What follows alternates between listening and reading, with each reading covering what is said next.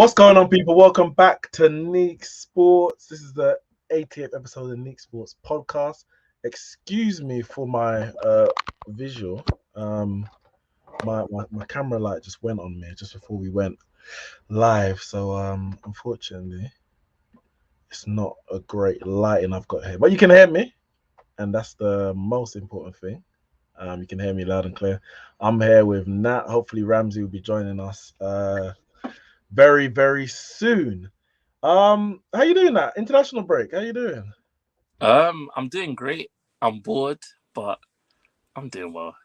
You know. You know what I feel like, and maybe it's because Man United is doing so bad at the moment this season. And I tell you, thank God we got that win just before the international break. I was at Old Trafford for that game, and obviously we're all sitting there thinking about the result, but we knew that the ramifications of that result would have been even bigger than just the fact that you lose that game to Brentford. It's going to be talk about Ten Hag, talk about all the issues about Manchester United, and you're sitting there like, oh my God, we've got 2 weeks of this coming up in the international break. If we lose this game to Brentford, and Scott McTominay somehow dragged us out of the mire, Without the bag, yeah. and we got that win.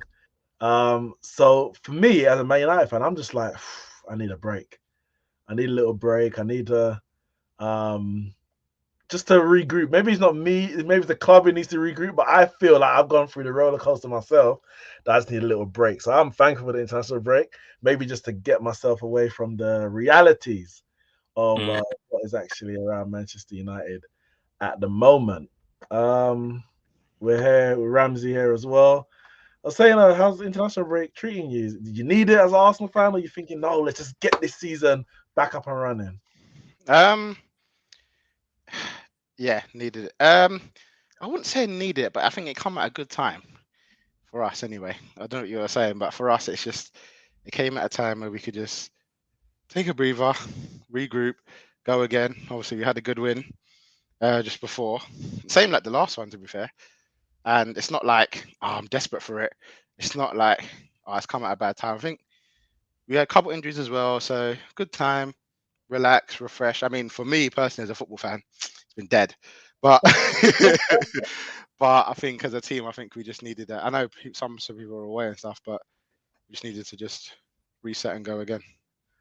You said as a football fan, it's been dead. Dinesh says, even everyone, Neeks been watching the World Cup. How has West Indies been playing this World Cup? I mean, a bit of throwaway comment there, considering West Indies didn't qualify for the World Cup. But what's ironic though is that you mentioned in your name Asia Cup winners, World Cup waiting for India. When was India's last ICC trophy, Dinesh? If you just remind us, since we're on the subject of cricket, when India last won an ICC tournament, considering the billions of Indians there are in the world and the billions of rupees that you lot have put into the game and the billions that you spend on other players in the world. But just remind us, just if you can, jog my memory. Seems like it's been so long. Oh, there we go. 2013, 10 years. You're basically Manchester United, 10 years without a major trophy. But yeah, hold on to your Asia Cup because I don't know if you're going to win it this year. I think at the end of this World Cup, both India and West Indies will not be world champions. That's what I'm saying, isn't it? That's my prediction. But no, it's been a good World Cup so far, man. Afghanistan got a shock win against England. Netherlands got a shock win against South Africa. So yeah, I think there's much more to come between now and the end of the World Cup. India definitely one of the favourites. They're at home, but I think there's a long, long way to go. Actually, you know what? Before we even get onto the football element, you lot watch the boxing. I don't even know if you want to call it boxing. The hugging match, the grappling, the show, the wrestling. That one, the wrestling with gloves, that one. What did you make of it, Nat? KSI versus Tommy Fury. I'll say this. This like after watching that fight, it just made me realize why I watch things for free. Yeah. Because allegedly, like when you flip on the ITV and you just watch whatever's there, you get me? That's bro, like It was when I say it was horrendous, it's like KSI is standing so side on, yeah, and then he will throw a punch, and then he's not like when like Floyd would dodge a punch, he's moving his body and he's doing and weaving, Canelo, he's doing KSI thinks he's doing that, but my man's doing this, bending it. And then when he gets hit in the back of the head, he's like, oh, he's punching me in the back. Bro, you're literally bending your neck so that my man, the only thing he can aim for is the back of your head. And you're surprised that you got punched there. What's wrong with you? Like, and every time Tommy would land a punch, all of a sudden he's hugging him. He's like, oh, please, allow me. It's like he felt the bang. He's like, no, I know he's whispering. He's like, allow me. Let's make he's want to knock me out and then lose bank, man. Let's get to this. Every time, like, he landed 12 jabs or something like that. And I'm pretty sure if you reload the whole fight, there were 12 hugs. Punch that ended. I'm telling you, man. And he's surprised why he lost. Big man, you got beat up by someone that wasn't even trying to beat you up. Well, this is the thing, because you say you got beat up. Like, obviously, you can look at it from the KSI angle, and listen, but KSI did what I expected. He's a YouTuber. The man is just a guy who got famous. Now he's in the ring. Like, of course, yeah, he trained for it, but some man been training for it. You're talking, I don't know how old Tommy Fury is, but you're talking 24. Okay, so you've been training for, you're talking at least 10 years. I don't know when he first went to the boxing gym, considering the family he's from, it's probably longer than that. Probably been training for 19 years, 5 years old, put a pair of gloves on him, and he's been boxing ever since. So, I mean, you don't see it.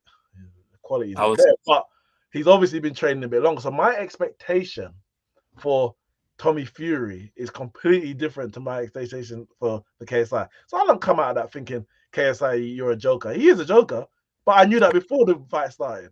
Tommy Fury is going to war. He's actually in a battle with these YouTubers. He's a joke. He's an absolute embarrassment. And that's why I said KSI robbed. Now, on the balance of play, and if you look at it just pure 1v1, yeah, Tommy Fury probably just edged it. But for me, if you just edged it, you deserve to lose. Therefore, KSI was robbed, because there's no way he should have been able to compete with a so-called professional boxer, and he did that. Therefore, he wins. Tommy Fury lost that night. He lost. KSI was the winner, and I think everyone knew, and KSI said it, and I don't think he's wrong. Even though he, technically on the statistics and exactly how he probably lost the fight, but boxing couldn't afford for KSI to win that fight. So if there was any kind of doubt, if it was any way in the balance, it was always going to go to Tommy Fury, because boxing as a sport, I'm not going to say it'll be finished, but boy, oh boy, if KSI beat Tommy Fury, where does Tommy Fury go from there? He can only fight bloody Logan after that. Or did he fight Logan already with the other brother, whoever, I don't know which one he fought, but fight the other one. And where does boxing go? Like, it's got a reputation where you're thinking, all right, where is the next fight? Where is the next fight? This is the biggest fight that we've had for a while in boxing, and it's an absolute joke. It's an absolute joke. So, yeah, I mean, Tommy Fury is an embarrassment for me. Absolutely. I was saying to someone yesterday that I don't think Tommy Fury's a boxer, and he's like, what do you mean? I was like, he's them, like, them man in football that are training footballers, where, like, on the training pitch, like, they're the best one there, but on match day, like, you're like, what is that number 10? Like, where's the number 10 that we had in training? That's what I think for me is, like, in when it comes to sparring me and all that kind of stuff, he knows how to do it. He can do all of that. But when it comes to actually fighting a man and knocking him out, or actually just punching him up in general, he has the skill, but he doesn't have the actual match day. Yeah, he doesn't have that match day to actually get it done. Like, he can do it in sparring, punch out some people, but in front of 20,000 people, in his own ends. I know, embarrassing. Come on, man. Yep. But listen, yeah, on the football. Listen, as I said, international break. Man United fan, I thought we needed it. Take a little break from everything. Kind of just stay out of the news. We got the win just before. Stay out of the news. Of course, Man United can never be out of the news. and it weren't good news. A few days ago, I think it was, was it Saturday? It was Saturday. The news came out that Manchester United, the takeover of Manchester United, will not be being pursued by Sheikh Jassim of Qatar. And obviously, football fans around the world celebrated, other than Manchester United, because I know for Sorry, them. Go on. did you just say that United released another statement? I did not say anything. Man United have not released any statements. Oh, okay. This international break, thankfully, last international break was statement FC. It was day by day, statement on top of statement. Thankfully, this we haven't announced anything, but the news is pretty clear. Sheikh Jassim is not going to be pursuing the takeover of Manchester United, and I'll say as a Man United fan, I don't know if you don't want to say anything after, but for me, it's not about Sheikh Jassim. It's not about Jim Ratcliffe. It's about the Glazers. The Glazers didn't want to sell Man United, and I figured that out a while ago when I was hearing obviously Sheikh Jassim. This is a few months in the summer. He was putting in bids around 5 billion, etc. And it was like we're pushing the deadline for further and further down the line. We want 7 billion, we want 8 billion. I think it was £7 million, $8 billion they wanted. And Sheikh Jassim bid was miles away from that. Jim Ratcliffe put in a bid for 69% of the club, so it would have left the Glazers with a minority share, and even that they weren't happy with. I was like, he said it was closer, but they weren't happy with. It was closer not because of the value, but it's because it gave the Glazers a means of which they could stay in the club and potentially in control. Because the reality is, we've known for a while, among all the news and all the fairy tale, is that Joel and who's the other one? I think it's Joel and Avram. I think it's Joel and Avram. They both don't want to actually give up their shares in the club. It's the other siblings who want to sell their shares. So it was a case of, well, do we sell 100%, or do we just sell basically your shares and maybe those on the stock market, so we can remain involved in the club? And of course, we know the shares that the Glazers hold carry much bigger voting rights. So therefore, once they're in the club, they're still in control, regardless of what the percentage of their shares actually mean. So Jim Ratcliffe's bid was always more favorable because it meant the Glazers could remain in the club as opposed to the value meeting. Because for me, the value that they've put on Manchester United is a value to say we're not selling. We're suggesting we're for sale, but we're not for sale. It's like if Ramsey gets a new car, he's selling his old car for let's say it's depreciated, the value's 1,000, and he's like, I don't want to sell my car. You say, all right, I'll sell it, but if you give me $1 million. No one's going to give you $1 million, but you can say, well, it's on the market. It's not really on the market. But if someone does give you $1 million, of course you'll sell it. So you say, well, it was for sale, but nobody's going to give you that because it's so far above the value, and that's what the Glazers have done. They dragged it out. This is about a year, coming up to a year since they first said we're looking to sell or potentially get investment. They did say that from the start. They always gave themselves that get out. And here we are, where Jim Ratcliffe's bid of 1.3 billion, about 1.3 billion for 25%, which values the club at about 5.4, 6, 12, about 5.4, 5.2 billion.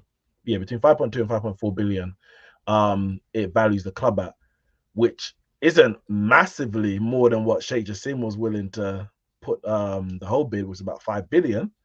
It was over 5 billion, his bid was. But what that meant is that the Glazers will no longer be there, and he will have complete control, refinance the club in terms of stadium, training ground, among other things. But they've gone. It looks like they're gonna, and they'll probably make an announcement in the next couple of weeks that they're gonna accept or vote. They at least are gonna vote on this 25% bid, which means that the Glazers will still be there, Joel and Avram specifically as majority shareholders. And somewhere in that contract, Jim Ratcliffe's going to have to get an agreement that he can have say on sporting decisions. Because if we're just talking percentage-wise, he's still going to be in the minority. They're still going to be the main decision makers at the club. So that's the situation at Man United. And what that basically means for me is that there is no hope. I decided in the summer, and not that it was my decision to make, but my belief in the summer was we're never gonna win any major trophies or return to success whilst the Glazers are here. I read before the ball was kicked. I said, the maximum we can ever do, whether it be on a consistent or inconsistent basis, is qualify for Champions League and win a domestic trophy, or maybe a minor European trophy, so Europa League, for example. But if we're talking about challenging for the Champions League and Premier League on a consistent basis, even realistically for one season, either one, maybe Champions League can get a lucky run.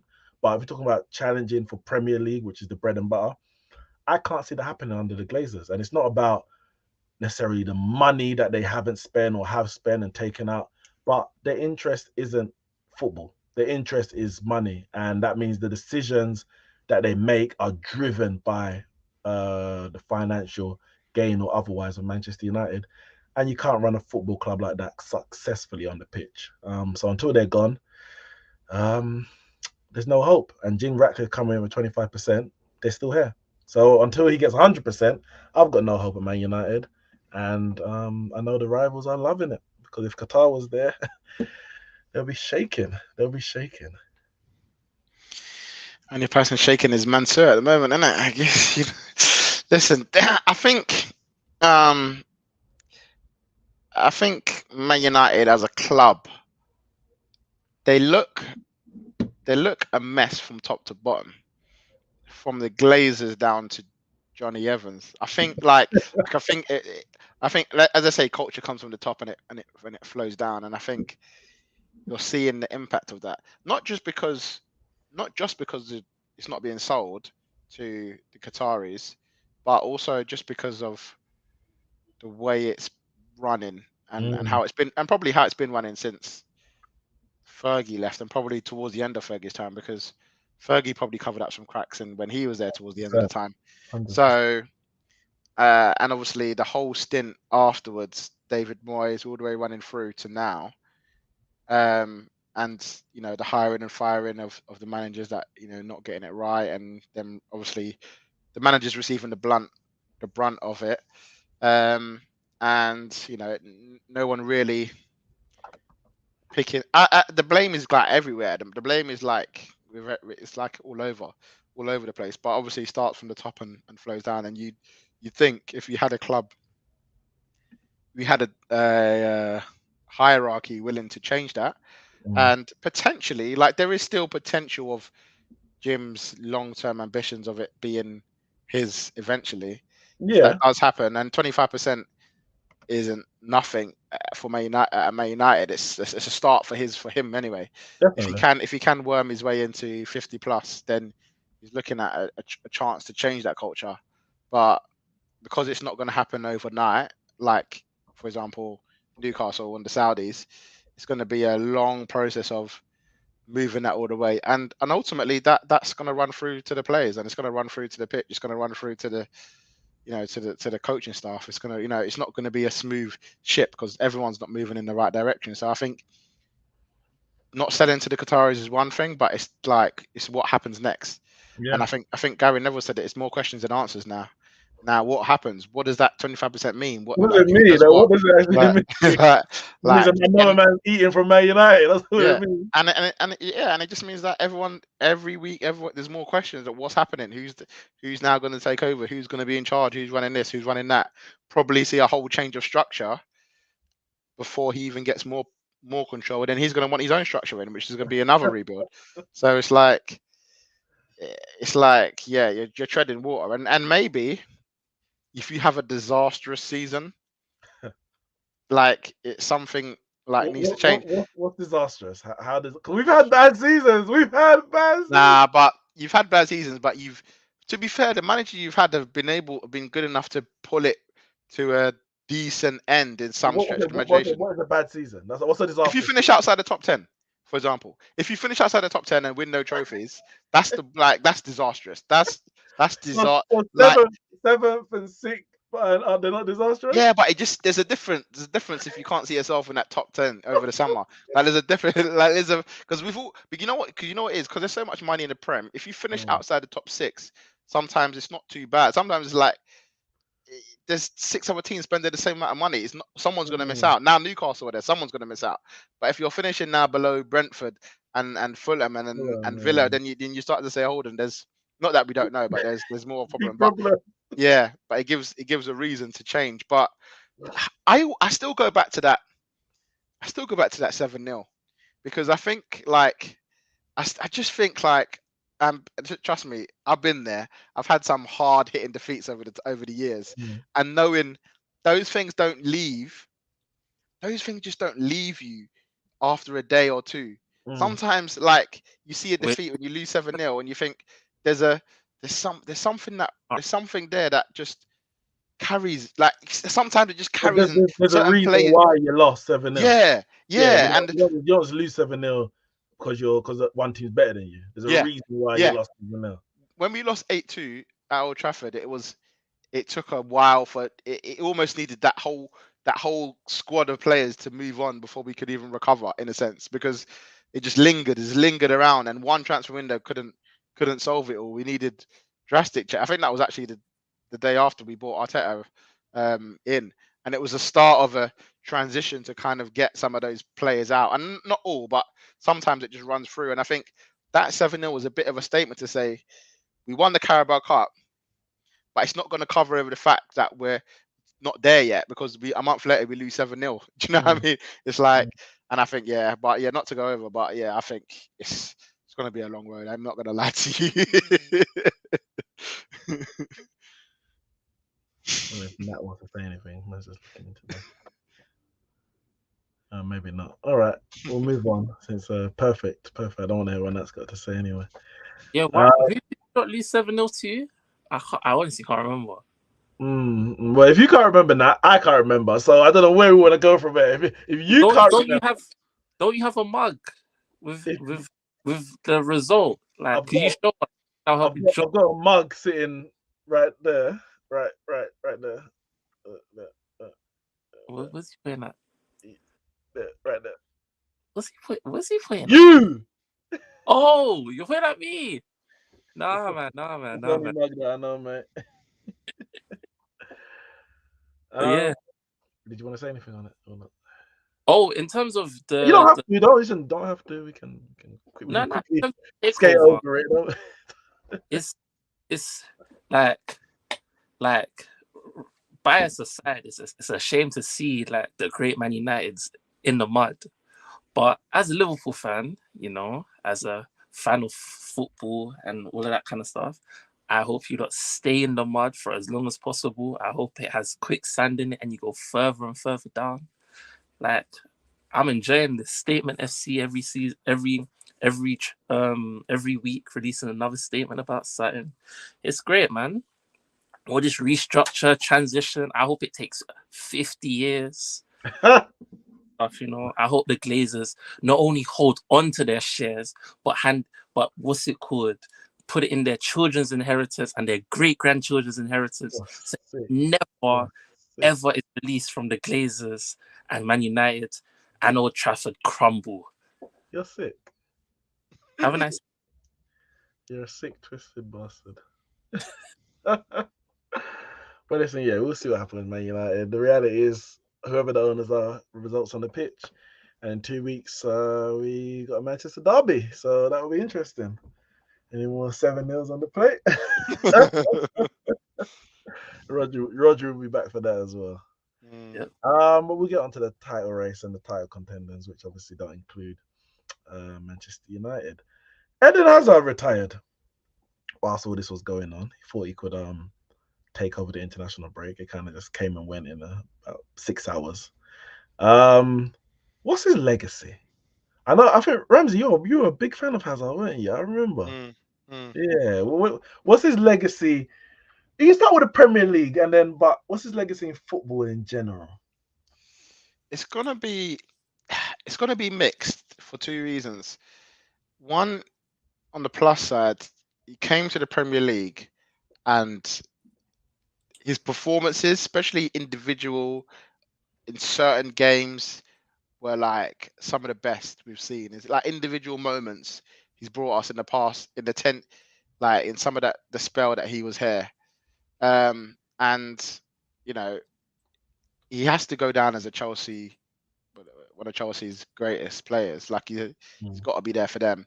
And I mean, the problem we got with the Premier League is that the Premier League, which we once spoke about 10 years ago, only was alive for about 20 years. The Premier League is now 30 years on, and I don't know Mm. how long we're going to always refer to this era of the Premier League, because it could stretch on for 50, 60, 70 years. Oh, Mm. who's the best ever playing Premier League player? Like, because we used to, obviously, before the Premier League, we just say who's the best ever player. Now we forget what happened before 92, and we just say who's Mm. the best Premier League player. So at the moment, he's still like in that realm of like one of the best of the Premier League era. But I just feel like as time goes on, he's not at the top, so he could just fall Mm. lower and lower as we get all sorts of players. But he's definitely left a big mark on the Prem. The flip side of it was that he never went on from that level, from Prem level to world level, which would have been if he had a successful time at Real Madrid. And I asked the Wait, question sorry, when you said that, you said world level, but he got didn't he win? What did he win at the World Cup 2018? Did he win? No, he didn't win Best Player. Oh, his second, wasn't he? second to Second to Modric, Modric, maybe. yeah. Yeah, Second to yeah. Modric. And to be fair, he was good that World Cup. It was very good. I think that's when they finished third. But Yeah, and like when I say world level, it's not necessarily was because at a time that Chelsea was probably one of the best players in the world in like a yeah. top 10 sort of realm. But when I say, I think it's like, can you then go on to a Real Madrid and help Mm. them win Champions Leagues? Can you Mm. go on and secure that part of your legacy, which I feel Mm. like quality wise he should have done. I think he was 28 when he left or something, so he should Mm. have been in his peak to then go on and do what Ronaldo went on to do, like Yeah, in terms of he should have been Ariel. able to, yeah, step up from the Premier League, Yeah. because at that time Real Madrid were the best in the world, and be able to showcase his talent on the world stage week in, week out in La Liga and the Champions League, and yeah, do what Bell and Ronaldo went on to do. And it just felt like it felt like when you see the pictures of him being overweight and he got there, he just Mm. felt like it just weren't for him. And maybe because football for him looked fun and he was like enjoying playing it. And whereas when you go through Real Madrid, sometimes it's a bit more about system and keep going, and you might not enjoy it, because I'm sure Gareth Bale will tell you he probably didn't enjoy Yeah, certain times yeah. at Real Madrid, but you have to keep It's all about showing. the Yeah, work. It's a yeah, work. You just gotta, like, regardless of anything, you need to prove yourself. yeah, No yeah, matter what you've yeah. done elsewhere, you need to prove yourself. And you almost can't have fun with it. You can't just enjoy doing what you want to do, playing how you want to play, because Yeah. he's a player that you can't just say, right, I'll give you the license to kind of do what you want. In Real Madrid, you don't always have that. Not No, everyone no. gets the license to just kind of just play how you want. In Chelsea, it's like, yeah, okay, you're the best player here. You can we'll give you the freedom to kind of do your thing, run around, um, as he showed at times. But in that level, you don't always have it. And I think that's where the part of his legacy kind of, for me, has that missing element to it, because he showed it in France before he came to the Prem, which is why Chelsea signed him, and then he showed it in the Premier League to a very, very good level. We just did it, and that's why I asked the question: is he one of Real Madrid's worst ever signings, because of the money they paid for him? Yeah. And obviously, there people will say individual players that weren't obviously good, who they may not have spent enough money, but they spent 100 mil on him. So, like, they Yeah. spent a lot of 100, money. 130 mil. Yeah, When all was said and done, they spent 130 mil with the add-ons and all that. Won the Champions League, and he probably didn't kick a ball in the whole tournament. Like, yeah, yeah, no, it's a valid question. Is he what Real Madrid? And it's funny when you say that, because Modric went there in his first year, he was voted as like the mm, world mm, finest, and mm. he completely turned it Yeah. around. Absolute legend, best player in the world at a point. And Uh, and obviously he could have had that chance to do that, and he just, obviously injuries were a factor as yeah, well, but you just kind of saw from that first moment when you saw them pictures of him, you just thought something like it just something looked like it's gonna work out here. but this is it. You mentioned the 7-0, and you said like you won the Carabao Cup, but the 7-0 kind of showed that there's something underlying that if it's Mm, not kind of dealt with, it can continue to rear its head. mm, If not actually, completely take over. Mm. And I think there's a bit of that with Hazard in the sense of that season where he disappeared, the season where Jose got sacked, and I wouldn't say his career was up and down at Chelsea because there was probably more ups than downs. Yeah. But there was too many downs, and there was a down, there was a terrible. Yeah, he had a bad season or two. And it's those moments where you have to start questioning someone. You're like, all right, what's your mentality really like? How do you actually deal with in the face of adversity? Because the best players in the world, the absolutely legendary players, the ones whose name are written down, they have there's a period where it's just consistent from season after season, regardless of what's going on around them, they're still going to turn up. Liverpool had a horrible season in 2021. I think I say that horrible. In the end, they finished third. In the end, they finished third, but it was terrible. Lost 7-2 to Aston Villa, all this kind of stuff. And in between all that, Salah still gets 22 goals. Salah said, "I'm going to do my job." I hear it. It's bad. It's terrible. I got a job to do. Yeah. And Hazard didn't do that. When things were good, it was good. He was good. He was great. When things were good, he was great. When things were bad, he was the worst.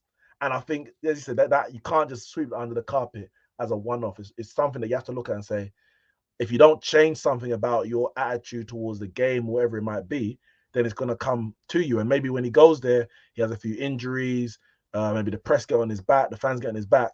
Can he deal with adversity? He's retired at 32 years old. He hasn't dealt with adversity. And yes, he's had injuries, but injuries is not why he's retired at 32 years old. I'm sorry. He's had injuries, but I've seen worse players with worse injury careers than him and play longer than he has. It's his drive for the game. His drive for the game has dwindled as time gone by. Maybe before I got to Real Madrid, didn't work out. But you know what? I made it. I've done it. I won the Champions League. It's on my record. I've had an enjoyable career. I don't want to put in the work that it's going to take to get back to that level. Might as well call it a day. Gareth Bale had a terrible time at Real Madrid for the last couple of years, but he didn't just pack it in. He had there was a determination. All right, I want to do something for my country. Hazard has lost the determination to become the best again, and I think that's why he's retired at 32. Where does he rank? I mean, we're talking world football. He will go down as he was a great player, man. He was good to watch on his day. He's one of those players. You're going to talk about him as on his day. That's what. When time goes on, we're going to talk about him as on his day because he never had a period. You can't say between then and then he was the best player in the world. Because even in the Premier League, between then and then, because you then had a dip in one. Well, it was one season there and one season there. Mate, well, maybe was Sanchez better than him, and all these other players who are coming in. Oh, who's better, him or Salah? And when you talk about his pure talent, that doesn't take away from Salah and Sanchez. He should have a period where he's like, he was the best. Ronaldo, 07 to 09 Premier League was the best. No questions asked. No matter what Drogba was doing, no matter what all the other players in the league were doing, he was the best. He solidified that, and Hazard doesn't have it. He goes down as a Chelsea legend. I think 100%. Like that's like, but that's like the most. Like does he go down as a Premier League legend? It's debatable. I mean, at the moment, yes, but. Well, how far does your legend list go? Well, that's a question. That's a very good. I don't know if he. Does he get into? Okay, first question: does he get into a Premier League all-time 11? No chance. Who's on the left ahead of him? Bale. Was Bale a left wing? Partly, yeah. Partly. His best was probably at the 10, but he was a left wing. I mean, Bale, Giggs, Perez. Would you put all three of them ahead of him? Oh, I mean, I'm definitely putting Giggs ahead of him. So yeah, Giggs will go ahead of him. And I don't even like Giggs that much, but Giggs will go ahead of him. Perez, I'd probably have him above Perez. Okay. So then this is the thing we're talking about. We've already narrowed it down to left wing. See, we're really talking about a position and saying like, like who's better. I don't know. Like I feel Look at like I said he's definitely not top 10 Prem players. He's No. definitely not because No. when we No. talk, because that's too many. you're talking Rio, you're Yeah. talking Michael, you're talking Yeah. Ashley Cole. We haven't even started on the midfielders and strikers. Like Yeah. Scholes, Lampard, Drogba, they're all ahead already. Yeah. Like, He- Thierry, yeah, Ronaldo. Yeah. come on, Rooney, Aguero, De Bruyne. Like, come on, let's be real. Salah. Who'd you say? Huh? Oh, I thought you said someone. Yeah, I was throwing out names. I said Yaya, Gerard, Oh, and Yeah. Gerard in there. It's a dodgy So one. Hazard's a Premier League legend, depending on how far your list How far your goes legend down. goes. Yeah, that's the question. Is he top 10? No. Is he top he's in 20? the top Probably. 1. Is he top 20? Probably. He probably gets 20th. At Yeah. 19. Yeah. Because Salah's above him. We're talking Premier League legend. Salah's above him. As far as I'm concerned. He is. Yeah, he is. Yeah. Like Hazard got 2 Premier Leagues. Again, for me, he should have won the Premier League Player of the Year in 2017. They gave it to Kante. I think it was a 2-season award. Oh yeah. He was so good the year before, but Mahrez got it, and then they gave it to Kante next year. But Hazard was the best player in the world, the best player in the Premier League 2017. 2015, of course, he was good when he won it. 2016 was terrible. But I remember his tweet because Man United were in for him, Man City were in for him, and Chelsea, and he tweeted, bad grammar, I'm joining the champion of Europe. He didn't say champion. Champion of Europe. That was 2012. He joined in 2012. He left in 2020. And they won the Champions League either side of him joining.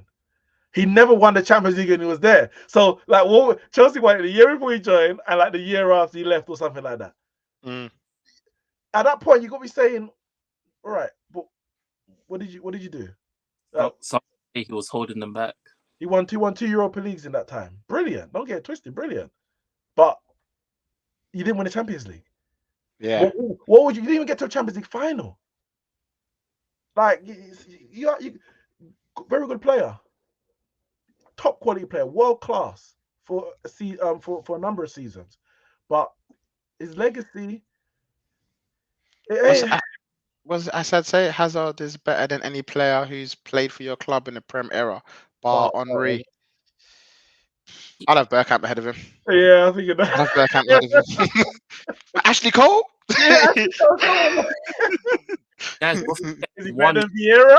Like, come on, man. There's a lot of players in the Premier League. There's a lot of, what are you saying, that guy? We're forgetting something, man. Hazard is a Prem legend. He is a Prem legend for one reason only, because of that goal. Well, he spanned Coquelin against Spurs. You know that? Oh, Battle of the Bridge. His first goal of the season that year, or something like that. Man didn't score for like 100 million years. Oh yeah. Leicester, is that when Leicester won the league? Leicester won the league. He's Hazard is a Chelsea and Leicester legend. But this is the thing. There's moments that the Coquelin one, the Liverpool at Anfield, he's got a couple Liverpool moments. Yeah. He's got moments, but are those moments in like everyone at that level's got moments. Henry's got them. Giggs has got them. Everyone's got the moment. But we're talking about now the best of the best now. That's why it's difficult to say. Maybe I'll give him Premier League legend. I'm not saying he's not a Premier League, but just how long? Just how long? He's not top 10. He's not top 10. No. If we wanted to slim it down to attackers, then maybe. I think you're right when you're saying 20. He's around that 20 mark. He is. That's not bad. That's not bad because there's been a lot of Premier League players. A lot of players have come through this. He ain't above Rooney. He ain't above Andy Cole. He ain't above Cantona. He ain't above Bergkamp, Henry, Drogba, Lampard. We're talking legends. Come on. Come on. He ain't above Salah. Is he above Van Dijk? Potentially. Yeah, probably. That's who he's competing with. Yeah. With that Van Dijk. Because for a moment, a brief moment, they were exceptional. Van Dijk's they were exceptional. But for one reason or another, it didn't last as long as the others on that list. That's what we're saying. As I said, are you based on legacy or ability? Legacy. I'm talking. That's what it is. What is Hazard's legacy? So Yeah. not because we're talking ability. Gerrard's ahead of Lampard, but he's not a higher Premier League legend than Lampard. He's got 0 Premier League titles, and his biggest Premier League moment is him slipping to cost his title. And I'll be honest, but we're talking ability. Gerrard clears Lampard. It's not even close. It's not even close. Ability wise, he's top 3. He's not even ability. I wouldn't say ability wise top 3. Top 3 in the Prem. That's crazy. I was born in 2019. He's quality, but I wouldn't even say ability wise he's top 3. Ability wise, he's top 10. I'll give him that. I'll give him that. Like, his ability wise, better than De Bruyne. Ability wise, he's better than Salah. I mean, yeah, Rooney, you got to compete. Henry, Cantona. That's why I'm saying he's a. If someone said to me like, what would you say? Hazard said he's a Chelsea legend. 100%. He's a Chelsea legend. Is he even Chelsea's number 1 legend? Because a lot will put Zola. He's not number 1. He's probably not number 1, but he probably is there. Like he gets in there 11. Like he's certified in that. Yeah, 11. He's certified in 11. Certified in 11. And if you're taking Chelsea, if you say Chelsea Premier League legend, he's probably 4th or 5th. Because you say Drogba, Lampard, Terry, Zola, Hazard, and you may want to flip, depending on your age, you probably flip Zola and Hazard. So he's top 5 Chelsea. You can't have him top 3. Yeah, can't have him top 5 Premier League. He's top 5 Chelsea. Come on. Yeah. But he's a legend. But you know, he would the point in making that he ain't gonna be a legend forever. Yeah, because he didn't do enough for a long enough period. That's my take. That's our take. But on the Premier League, so just before the international break, obviously, McTominay showed his class, and took that into helping Scotland qualify for Euro 2024. So that was the biggest news before the international break. And then there was another puny match, Arsenal against Man City. No Saka, no Rodri, no De Bruyne. Does it even count? Like, if a tree falls and no one's around to see it, does it make a sound? But apparently Arsenal won the game 1-0. What does that mean for Arsenal and the title race, Ramsey? Your deja vu, or your favourites, or is this the moment? Every season's the moment. Arsenal missed out last year. Therefore, that was their best chance, and here we are again. I know it's only 8 games, but we're here. Listen, and that's all you can ask. And at the moment, that's all you can ask for. Like, it's probably too early to say is it a title race because we're so early in. But all you can ask for is your team to be there, to show that last year wasn't a fluke in terms of being there, and that you're there again. And I think we're in. I'm surprised that we're still unbeaten. I wouldn't have if you asked me to start the season, will Arsenal still be unbeaten come the second international break? Considering the teams we had, I said, there's a lot of winnable games, but it's probably a game we lose in there. And the fact that we're here and we haven't, and we're at the top of the league or near the top of the league, shows that that's what I wanted to see, really. I think there's going to be times in the season where the squad is going to be tested. That's the Premier League for you. We haven't had our front 3 of Jesus, Saka, and Martinelli play together this year. Like, Jesus injured at the start, Martinelli got injured, and the Saka's now injured. We've not had our first front 3, and we're still at the top of the league. So I think squad wise, we're showing that we're getting a team or squad able to compete. Now the problem is it's how long can it last? Can it last the whole season? And can it really challenge Man City when the going gets tough?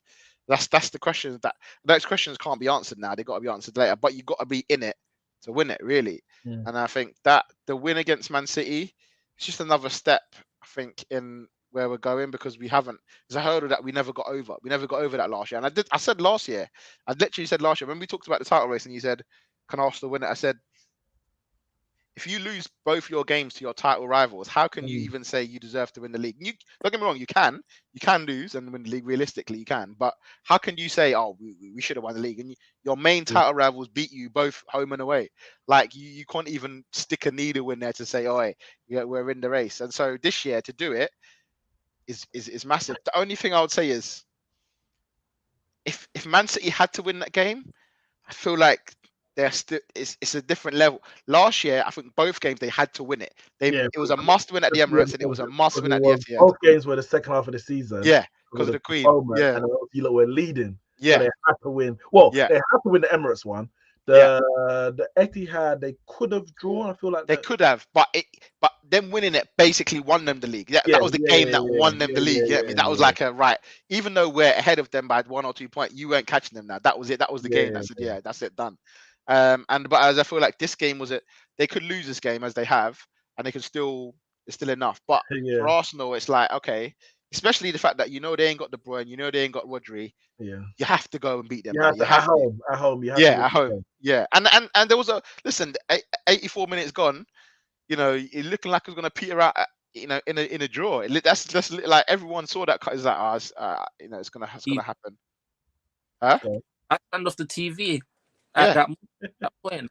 Yeah, it just looked like it, and why am I wasting my time?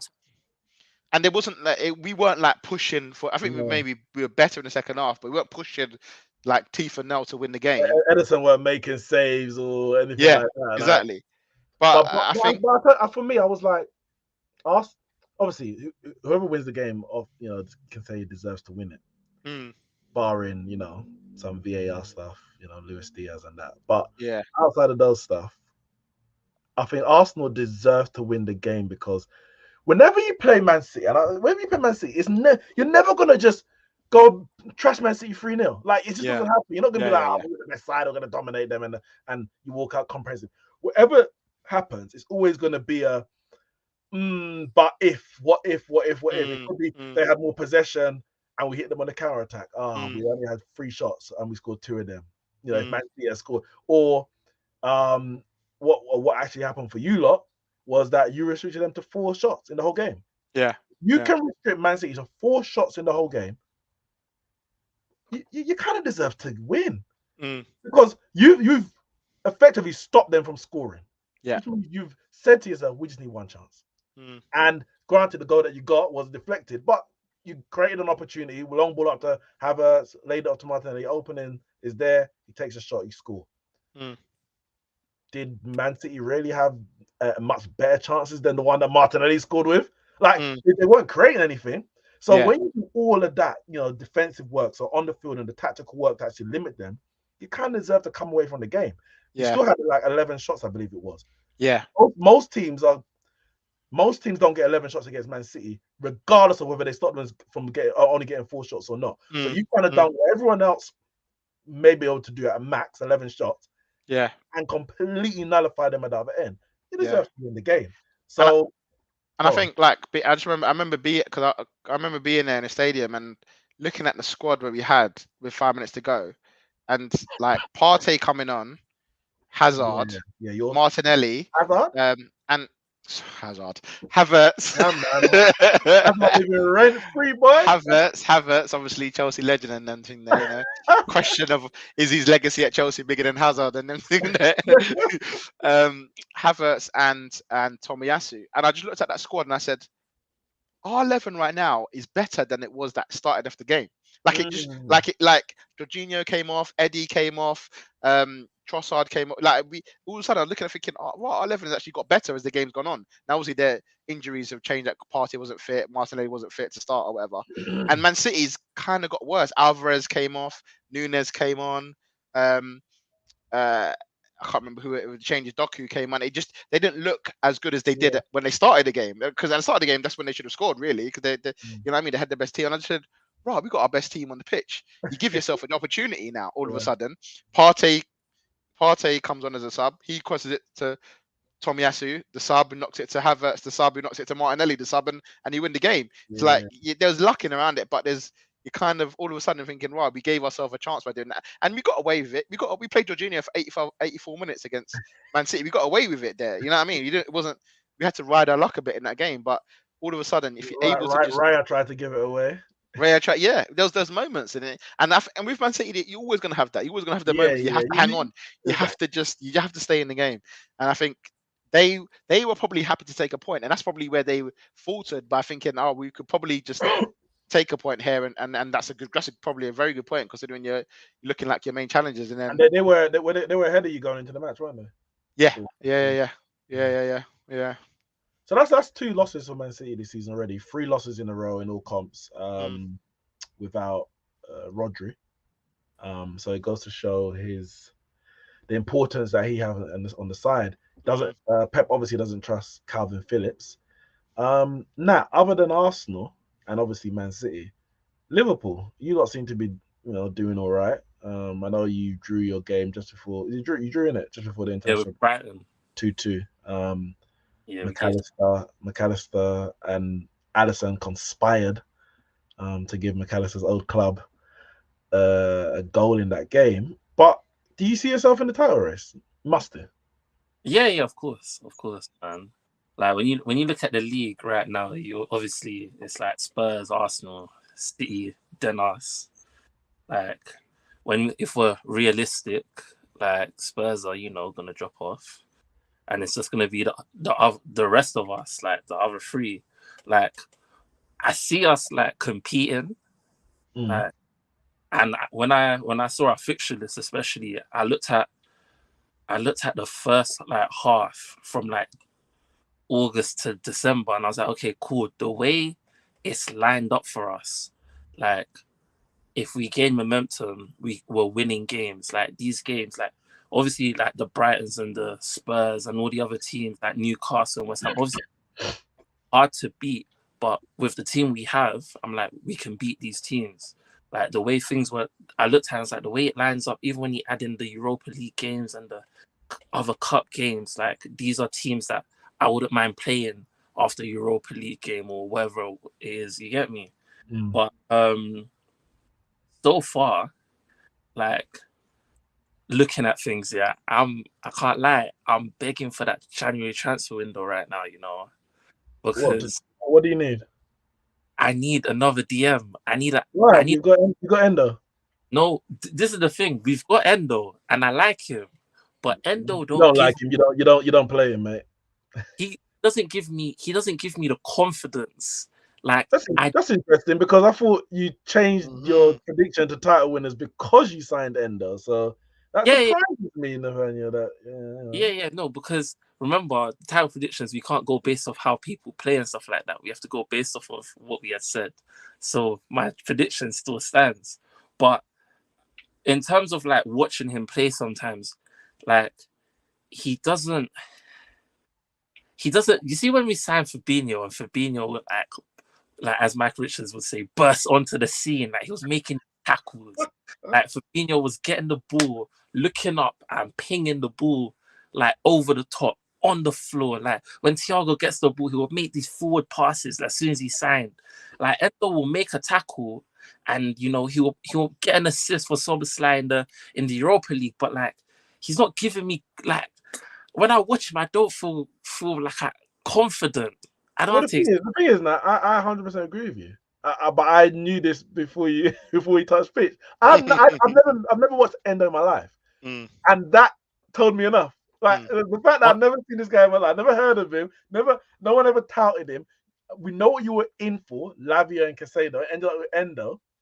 Like I knew that this was a bit of a bum signing. This is a bit Arthur 2.0. Like, come on, Kim Kallstrom and then kind of vibes.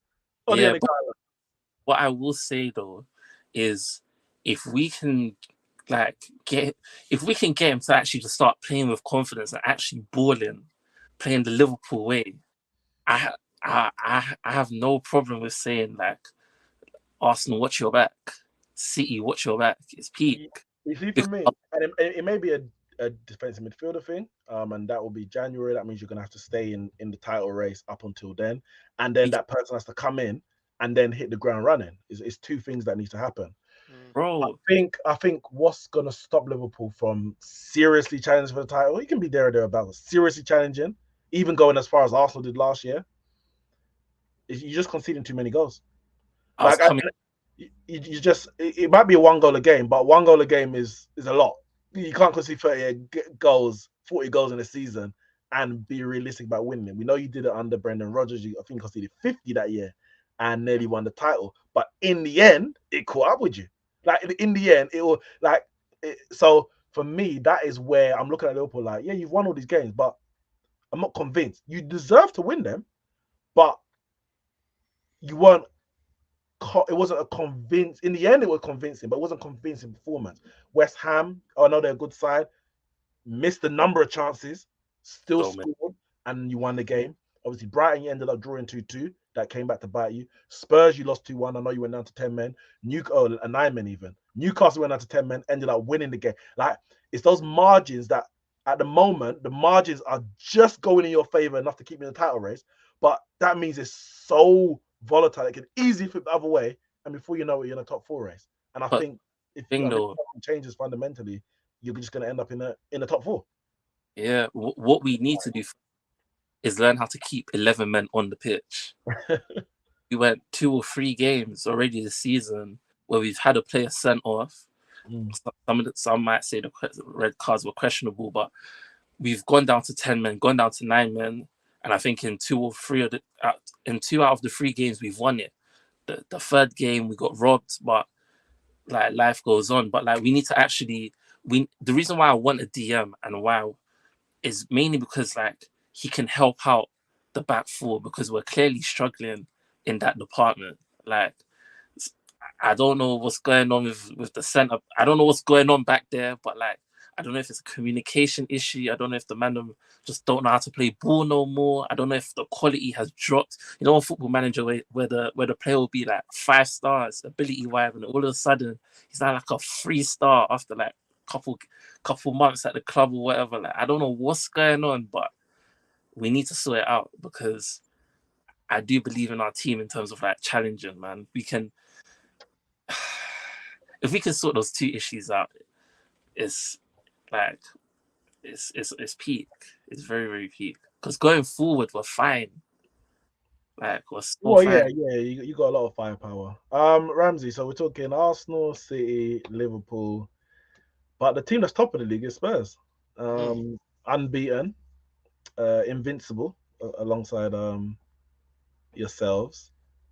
Do you see them as potentially doing what you lot did last year, or they make it to January and then no, and then they'll just end up in the top 4 like everyone else? They're playing good. I think you have to give them that. I think the manager is surprised a lot of people, being that not many people knew who he was and who his style of football, what his style of football would be. So I think he's getting Spurs to a level that people didn't think they would after Kane, me included, to be fair. I still think that like I don't think they'll be there at the end of the season, to be honest. This happened. This is not the first time it's happened with Spurs. Certain man called Mourinho Maestro, Conte Ball. I've heard it all before, and I've seen it all fall before. Poch being probably the last of the one that really looked like it was going to happen. There's a long way to go for Spurs, even playing good football and getting to a position where they are now. Like they got to go through that period of it is going to dip, and how are they going to recover from that? Like, not that it won't, not that it probably won't. We're going to keep it to the end of the season. No, it's going to dip.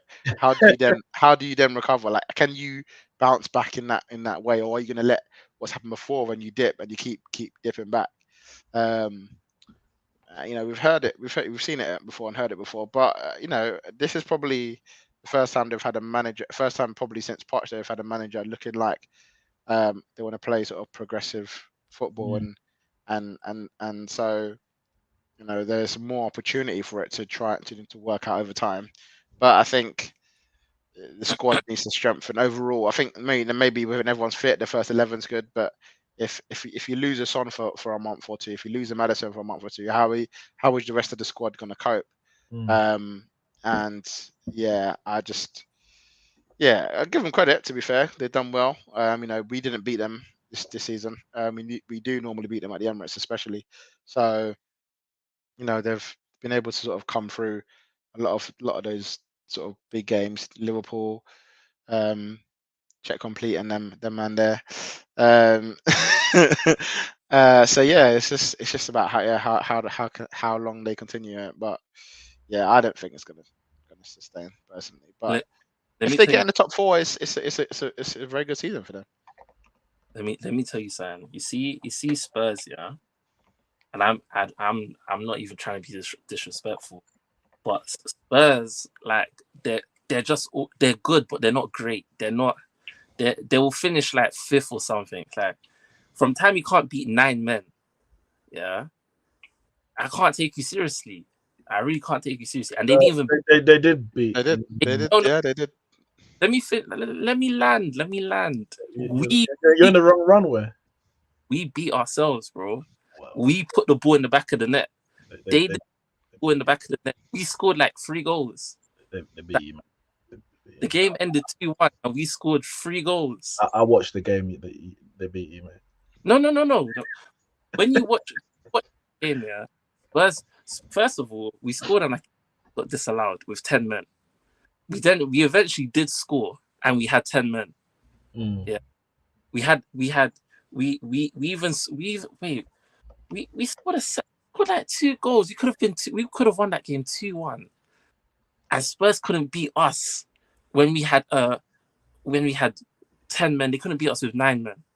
Like, if you can't beat a team that has such a significant disadvantage, why should I take you serious for top 4 or for the Prem title? Like, you're not serious. You have all your players on the pitch. You have man like James Maddens. You get me? You have Son. You have all these people, Kulusevski, and I can't remember the rest of their team, but like, you have all these guys in your team. You have not Richie Spurs. You have Richarlison. You have all these guys. Richie Spurs. Like, from time you have Richarlison in your team, I can't take you serious, bro. Richarlison is your number 9 or your number 10, wherever he's playing. I can't take you serious. The guy don't score goals. How do you expect to win games if your main guy in the middle can't score goals? Please explain that to me. Well, you put Son down the middle and everyone's happy after that, innit? Down the middle, but someone's got to support him. It's not the Son show. Come on. Well, I'll tell you one thing for sure is that Man United won't be in the title race. You can put your house on that one. And yeah, guarantee that. I don't know if we'll even be in the top 4 race at this point. So we'll see. Brennan Johnson for £50 million. Big up Brennan Johnson. Should have scored against Arsenal. But listen, guys, we're gonna wrap up on best and worst signing of the season, and there's a poll in the chat right now. Who has been the best sign? Who's been the signing of the season? So the best signing of the season, and the 4 options I've put are Declan Rice, Dominic Szoboszlai, James Maddison, and an other. I know maybe you want to vote for like a Mason Mount or Sorry, Neeks, your connection's a bit bad. What do you say? Mason Mount for flop of the season, or Rasmus Højlund or Johnny Evans. And if you want to vote for them, you just click other, and that vote will count towards those players. Let you know who I'm relating to when I say other. But Ramsey, who's been the sign of the season so far?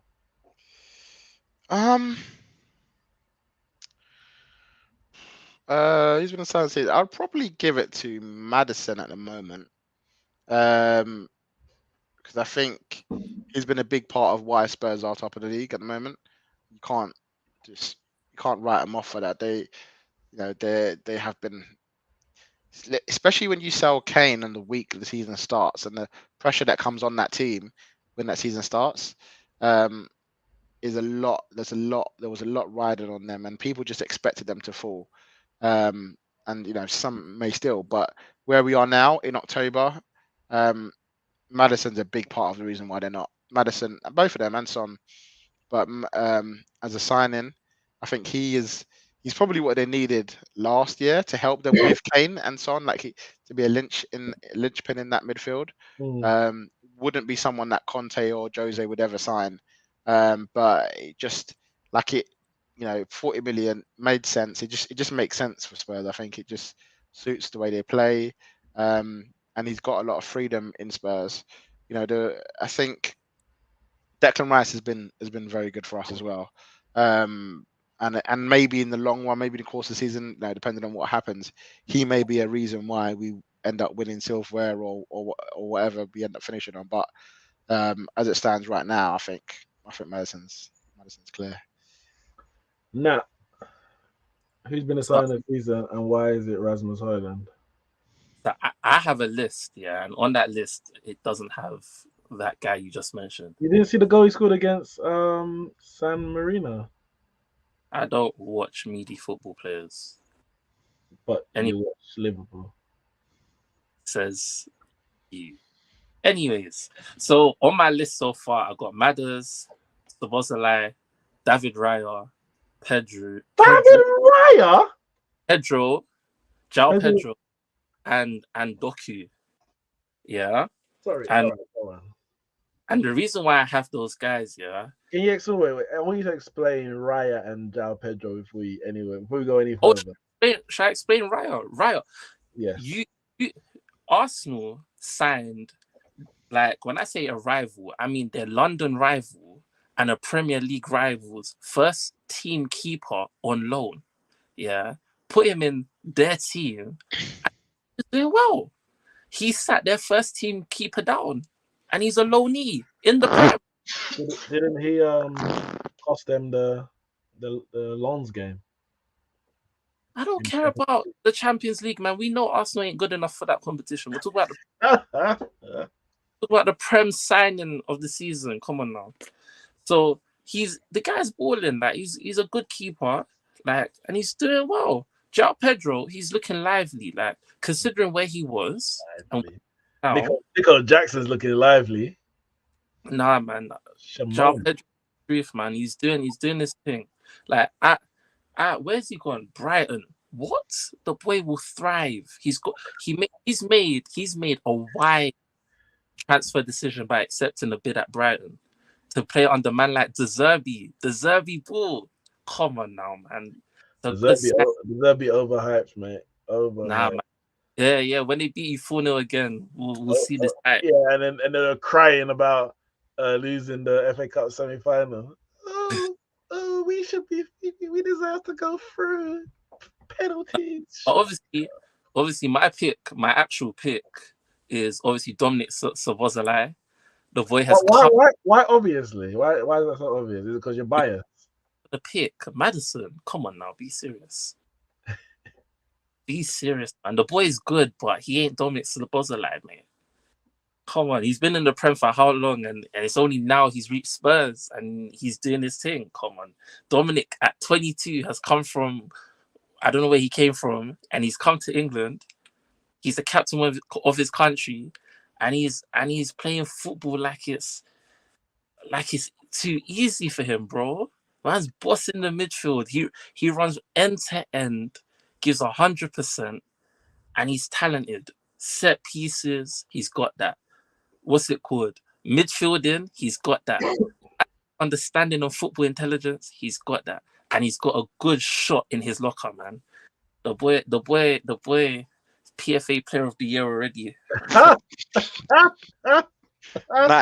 is so wild. It's mad. Team of the season. He's gonna be in Europa League Team of the Season, Champions League Team of the Season, the Euros Team of the Season. He's gonna be in the Prem Team of the Season. Whatever FA Cup Team of the Season. Is he gonna win any trophies? Huh? Is he gonna win any trophies? Of course. Okay, I'm just checking. Bro, I'm telling you now, yeah. Champions League Team of the Season? Yeah. Oh, nice. In pump, and he's Team of the Season. Who's he joining in January then? Huh? Who's he joining in January? We might loan him out to a need. You get me? Someone says send McAllister back to Brighton. Yeah, we'll get there. Relax. But yeah, no, the guy is good, man. Like, listen, he is like that's why I put him on the list. Not at the top of the list, but he's on the list. Like, well done, isn't he? He's had a decent start of the season. Couple lucky shots that flew into the back of the net. I give him that, well done. Oh, did you see his couple lucky shots? I give him that, innit? Well done. Man is Gerard. right there, you know. No, the Gerard regen is playing at Real Madrid, and you wanted him for 120 million, and you have to put up with Sabotsalai instead. Fair enough, it is what it is. But it's Madison. Yeah, we've been around the bush. It's Madison. Like he has absolutely just owned the shirt, the club, the expectation. People say, "Oh, there's not expectation at Spurs." I get it as like a manager, probably, and generally, but he took over number 10. Harry Kane number. Harry Kane have a big hole in that squad. Nobody thought they could do X, Y, Z, and he's got in there, and he's like just the captain. I don't know if he's actually, Son has got the armband, but when Son's not there, he's actually got the armband. Like he just come in there, and it's his club. He's taken on that responsibility, and he's balling. Like that North London derby, Saka scores one goal. What they got on his own goal in the end, the first one. No. No. Yeah, they got his own goal. I think off Romero. I think when there was his own goal. And then he scored a penalty. But then both of them, he does the Madison celebration with the darts. And what does Madison do? Saka turns the same guy. His darts.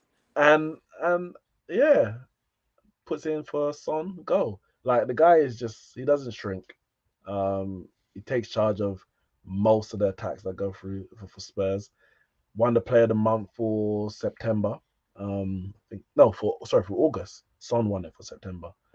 And he's the reason. He's one of the biggest reasons, other than the manager, as to why Spurs are top of the league. So right now, it has to be Madison. I don't think it's even close, to be honest.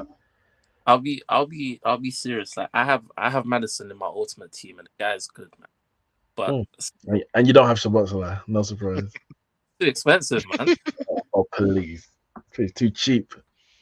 Bring down the value. No lines. No team chemistry lines. I got Madison on back, man. So I had to keep him. Like, what could I do? Big up Ryan in the chat. Big up Sammy, Assad, Dinesh. Make sure you all hit the like button. Finally, flop so far. Worst sign of the season so far. And I must stress this so far because there could be a few Man United players here. So far. I'm not gonna say a few Man United players. Obviously, there's one who's on the list already.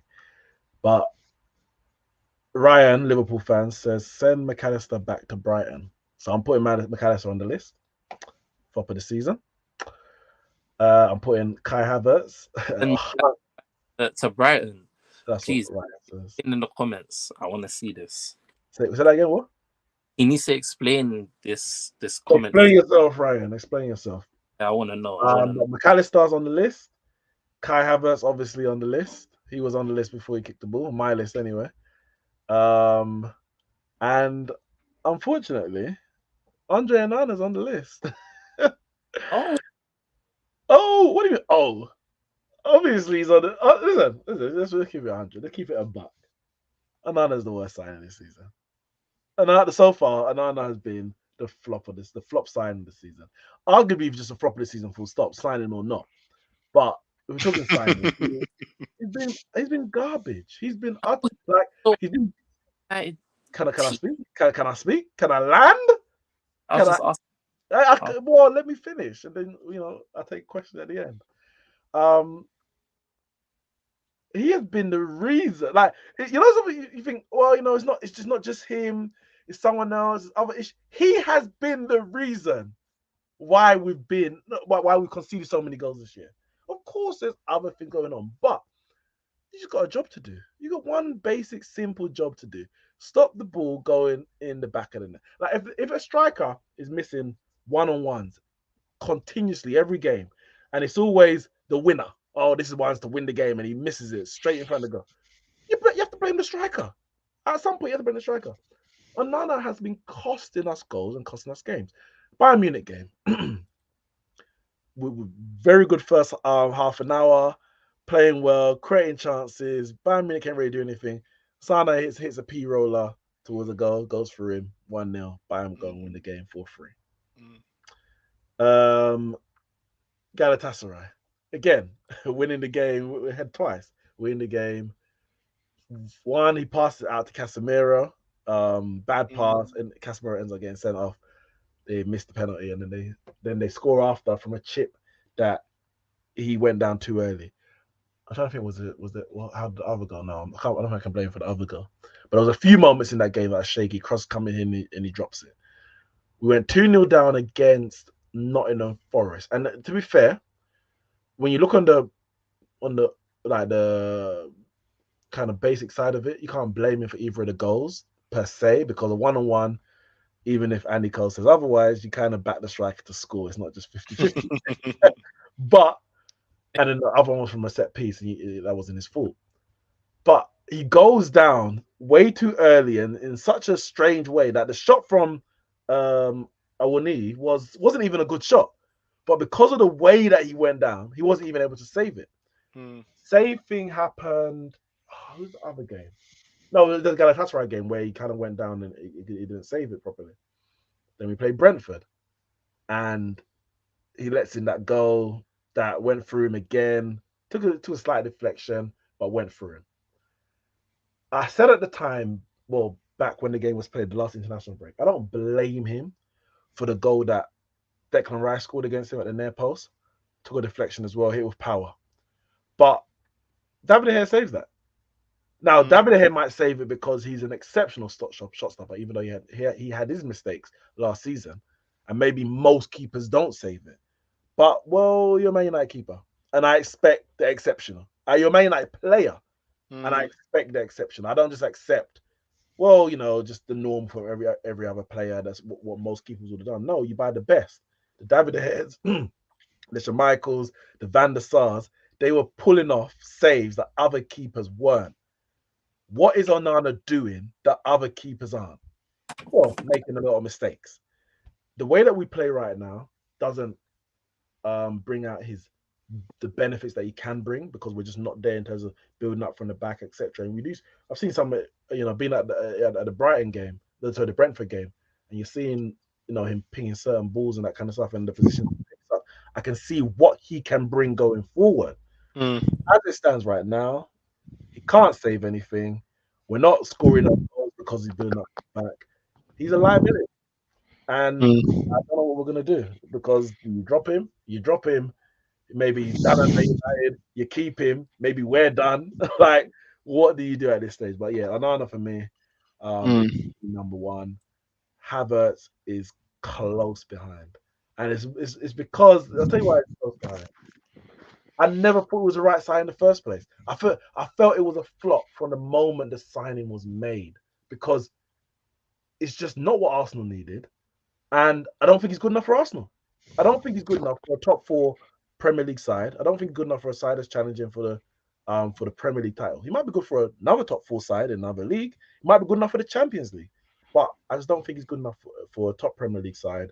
And it's no surprise that you've dropped him in recent weeks. So yeah, Onana definitely first. Havertz close behind. I think with Havertz, I like him. I said it before. From when he was in Germany up till now, and I actually did like the signing. What I would describe him as at the moment, what he looks like right now, is probably he looks like a forward player playing in midfield, like an attacker playing in midfield, who kind of like he's not quite sure sort of where he needs to be at all times or whatever. And I think the problem he's got is coming in with because his time at Chelsea was tarnished at times. It wasn't always his best. He had, again, moments we spoke about before. He's had moments, but not always been consistent. He's always going to come with a more pressure. He probably had more pressure on him than Declan Rice, because people knew what you're going to get with Declan Rice. As Havertz is a mystery. You're not sure. And I'd probably say, like, to be honest, his best game for us was probably in the Community Shield when he did play up top, and he was able to hold the ball up. Did he start that game up front? Yeah, he started the Community Shield up front, and even though he had a couple of chances to score, but it was mainly the fact that we could go to him as a target man up top, and he could hold the ball and bring others into play. And that when I saw it happen at the Community Shield, I just thought, I wonder if maybe that's going to be part of the game plan. But then he sort of reverted to moving him back into the midfield. And obviously in his interview, Arteta said he's a midfielder. He's coming in as a midfielder, but he's versatile. And I think In the City game, he came off the bench and went up front, didn't he? yeah, came on for Eddie Nketiah. And the Went goal came straight. from going Yeah, up to him, and he held it yeah. up. He held it up, laid it off to, and I think that moment is probably bigger than the penalty that we gave him, the week before, where he got the token penalty to score. That moment is bigger than that because it's a massive moment against a big team, and it may be something that we go to more. We haven't gone long to a big guy for a while, and even though he's not the because he's so tall, Yeah. he just wins. He just wins it in the air because he's so tall. He's not the best header of the ball. He's probably not the best controller, but because he's there and he's so big, it allows him to just get a knock on, get a flick on because he's so big, and it may be that it suits him a bit more in that position. I think time will tell. Like I think his one's going to be like it hasn't. I'll be honest, it hasn't looked great with him in the middle so far in that number 8. The thing with Arsenal, I think though, is that as I said, we needed a squad, and even though he may not necessarily be starting, what he did against Man City was just a moment of right. Yeah. We never had that last season. Last season we looked at our bench and it was Eddie coming on, and it was like, right, what's going to happen now? We're probably going to just peter out. It gives us a little bit of a different dimension, and because we're not relying on him to do it to like get us the goals, we're unbeaten this season with him basically being a passenger in quite a lot of the games. And so the pressure on the team isn't on him. It's about how he can fit in the team. And I think that may be where the case lies.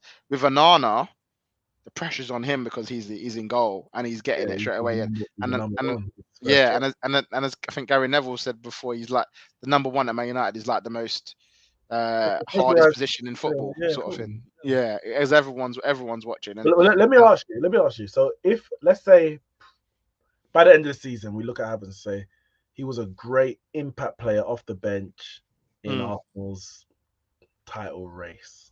I don't know if you're going to win it, but let's say title race. Does that make it a good signing considering what you signed him for?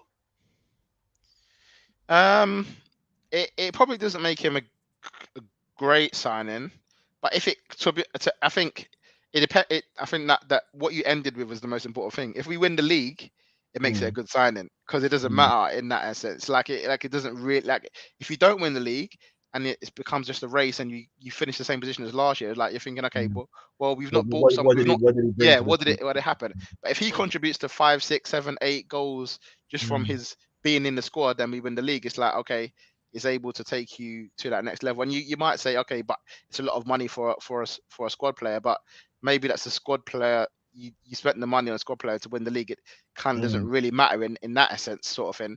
And you probably still say Declan Rice would have been the main reason. He just played a part in it. And I guess sometimes you don't know the squad. You buy players and it doesn't work out, but you got other players to kind of cover it. People at the start of the season were still saying, is Havertz getting our best 11, with Partey, Rice and Odegaard. And obviously Arteta tried to force it in by playing Partey right back to try and force all 4 of them in. And maybe Arteta's going to look at that and say, right, because I don't understand why he dropped Gabriel, and I don't think he should ever do that again. I think he needs to just go stick to the same thing that happened last year and make your choice of playing him or not. And it may just be like, right, Arteta thought he could do it. He thought you could play him as an 8 and realised it may just be back. He becomes an impact sub in the end, and it helps you do it. So, yeah, but yeah, I would say his performances in the middle haven't been good. What we need, especially when you had Xhaka, who made it work eventually after years and years. He finally made that made it work, and he left like in the end as kind of a hero by finishing how he did. And then you get Havertz, who's like starting all over again. It's like Xhaka when he first signed him, and you're thinking, oh, is this actually going to work? So, yeah. But I'd say Onana. I think Onana. I'll probably say Onana as a flop as well. I think, and I still think long term, it could work, but you have to control games. Like you cannot be on the back foot because you're allowing yourself to receive that. I still think personally, Ramsdale's a better goalkeeper than Raya. That's my opinion. But the way we're probably going to play means that you probably need someone a bit more confident on the ball at more times than Ramsdale has been. And it may mean that Ray is the one that comes in. I still think Kieran Tierney's a better left back than Zinchenko. But the way that we play means that Zinchenko probably fits the system a bit more. Now, if you're going to go Vanana, you have to play to his own strength, and you almost can't even concede many shots. Yeah, and maybe at Inter Milan, where they play 5 at the back, he was able to get away with that. They because usually. I think he said that. He said they play with a deeper line. Yeah. At Inter Milan. So. Yeah. So you're decreasing the chances of it happening. But when you're playing your same way you're playing as Man United, just with a new goalkeeper, it's like, okay, well, you're still going to face the same shots that De Gea was facing last year. You have to. The balance has to change. And maybe in time, if he can get the squad that he wants perfect, and you're able to control, instead of being counter-attacking team, and you can take over the game a bit more, and you use him with that, then you don't allow him to rely on shots being saved. As David Raya, we're hoping with David Raya. I think if you look at if Ederson was at Man United, people wouldn't even be breathing about him being top 2 keepers in the league. Yeah. Passing great and all that kind of stuff. And I do think his shot stopping is slightly better than Onana's, what I've seen so far at Man United. But how do you know? How do you really know? But he makes enough errors that but I've seen him pull off saves that I'm yet to see Onana say. What I'm saying. But I've seen him make enough errors despite the limited amount of shots that he faced at Man City to say that if he faced more at Man United, he'll make a high profile number of errors. And ultimately, if Onana's at Man City, he probably faces less. But then, if you're a Claudio Bravo, doesn't matter how much you save, or how many shots you actually face, you're gonna concede a proportion that's gonna be too high. And I hope that Onana ends up closer to Ederson than Claudio Bravo, because that would be a disaster. Nat, finally from you, who's the flop of the season, and why is it McAllister, as Ryan told us? Ryan still ain't giving me his explanation. It's probably a long paragraph because there's so many errors that he's making. I don't know. It's probably his highlights of the season. I got a little list, as I had with my my signings. So on my list, I got Lavia, Havertz, fair enough, Mount, Johnny Evans, and na. No Casado. Oh wait, I didn't even put Nico Jackson. He's up there. Nico Jackson. The list. He's been terrible. Nico Jackson. He's been awful. Oh, I can't believe I let you let that. Sorry, Nat. Nico Jackson has been terrible, an absolute joke, and I don't think it's gonna get any better. The man scored 2 goals this year. One against One against Luton, and who was their last? The other day, Burnley. 2 promoted sides. He is dreadful, and he's definitely on this list. Again, I'm not putting him number 1, but you're close. I think. Sorry, just on Jackson quickly. I think what I remember we were doing the draft, and you said, "I'm not picking Jackson because Chelsea's surely going to sign someone else." The fact that he's ended up being the main striker for the season could be where the problem lies with him. Because if there was someone else and they got a Vlahovic or whatever, then he could just slowly start it. But now all of a sudden it's going to be him or Broja. Like it doesn't bode well for, because he's being watched now every single week, and it's just the pressure's there. But for me, like obviously you lot have gone over it many times. Onana obviously is like he's up there, probably like the worst signing for me. But I think you made Havertz sound good, Ramon. Have to. Yeah, like that Arsenal bias really came out. Like, now you made him sound good, bro. We've watched him. How long was he at Chelsea for? He was at Chelsea for like 2 seasons, 3 seasons. 3 years. Yeah, he was at Chelsea for 3 seasons. Yeah, he scored winning goals or whatever. But we knew he was bad. Like we knew he wasn't good, and then you lot signing him, like didn't make any sense. We heard Arsenal signs Havertz, and we're like, huh? What? Why? You get me? The minute you're questioning why you signed a player for the amount that you did as well, you have to wonder, like, is Arteta okay? Like, why would you sign this guy? And so far, he hasn't shown us why. You get me? So for me, it's Onana and Havertz. What first and first? Onana, yeah, as a goalkeeper. What's his name? What's his predecessor? David De Gea was woeful when he first signed for Man United. Like, this guy was letting in goal after goal after. Oh my days, that boy was bad. But Onana, key word, that boy. He was a boy. Exactly. Onana, I was just literally about to say, he's coming from Inter, where he's obviously been playing well. That's why he's been signed. You know, he plays for his national team, first choice and all that kind of stuff. I think he was at Ajax as well at one point, first choice. So it's not like he's not no small boy coming from a small club. He's coming from reputable clubs. He built a reputation for himself and he's supposed to be a good keeper. Signed for Man United, and you're doing this. What's going on? But as a Man United fan, why are you surprised? Your team is meaty, so when you are a meaty team, you sign mediocre players. So that being said, as I said before, the top two, first, Havertz and Onana. Second, Lavia and Mount, because I don't know what Mount has done. No, I'm not. You can't. Mount's not. I'm not. What? I would ask you. What are injuries? I don't know how you put Lavia there. He's been injured. Wait, Lavia said, "Oh yeah, I'm gonna go play for a big club." Oh, you just hate it. You're hating. That's what it is. You're hating. He played. Said, "Oh yeah, I'm gonna go sign for a successful side." Big man, have you played football? It's been like Endo, isn't it? Endo's played and gotten. What has Lavia done? Come on, man. Mason Mount's been good the last 2 games against Galatasaray and Brentford. Bro, the season started in August. He was injured.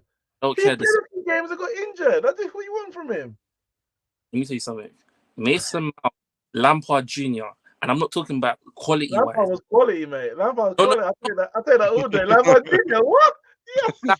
Legend. Bob Hazard. Did you? I don't know if you listened to Andre Wisdom's interview. He did an interview That's a bad surname. He ain't got nothing for me. But Andre lack thereof. But yeah, when he was at Derby, he basically said that what's his name? Mount was Lampard's, like, no matter what happened, Mount was in the sign by Lampard. Yeah. Where's Andre Wisdom now? Yeah, he got stabbed. That's why he ain't playing. So they were saying, sorry? He got stabbed. So he got injured? No. But come on now, that's a peculiar injury. So he got injured. Put him on your list. Like, Mount hasn't. I still think he's a flop of the season. But the penultimate one, the bottom of my list, Johnny Evans, yeah. What? And wait. He's like ping against Burnley. And it's not. He was brilliant against Brentford. What are you talking about? Johnny, Big J. First of all, Ramsey, listen to the teams he's saying Johnny Evans played good against. Tell me a team that McAllister's played good against. Don't worry, I'll wait. Against Chelsea. There we go. Anyway. Chelsea's worse than Brentford. And this, yeah. The reason why he's on the list is not because it's not because of him personally. It's because of Steven Gerrard, by the way. Sorry, go on. It's literally because it's Johnny Evans. It's like you lot are gonna go forwards, and instead of going forwards, you're going backwards. You can't see we're struggling out here. That we can't get a new owner. We can't get a keeper. We can barely get a striker fit. Like Amrabat's apparently injured on international duty. Like we're in the mud. Big up Johnny Evans. But that's why he's the worst signing, because it's like you're trying to go forward and then you sign Johnny Evans came in to train. He came in to train and then you sign. You don't realize we ain't it gonna shows it also shows how bad the United team is that Johnny came to train and he got signed.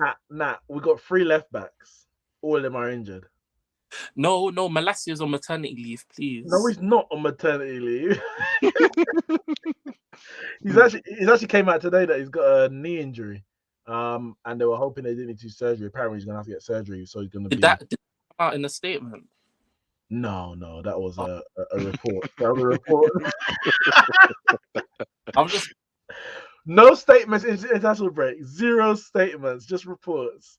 I think overall, like, I think Chelsea had the worst transfer window I've ever seen on planet Earth, followed by Man United. Like Arsenal's one was good, especially signing Declan Rice. Come on, rice and peas, rice baby. You're going in, mate. Stick to your watch it. But yeah, you thought gonna say Jello, innit? No. But like seriously, like when you deep my list is literally Chelsea and United players. Like even Havertz is still a Chelsea boy. Like when you deep it, those are it just shows the mud that those two teams are in. That's all I will say. Big up McAllister though, innit? Big him up. And if it's not Endo, big up Endo. Don't forget Endo. If it's not too late, I'd like to stick. It's too late. I would like to stick Richarlison in there for last season. It's way too late for that. Because I did it last season, so I want to do it this season if that's all right. No. But listen, guys, drop your flops and sign of the season so far. Thoughts on the title race, and whether or not India's ever gonna win ICC trophy ever again. Big up Dennis. Like the video, subscribe to the channel. We'll see you soon.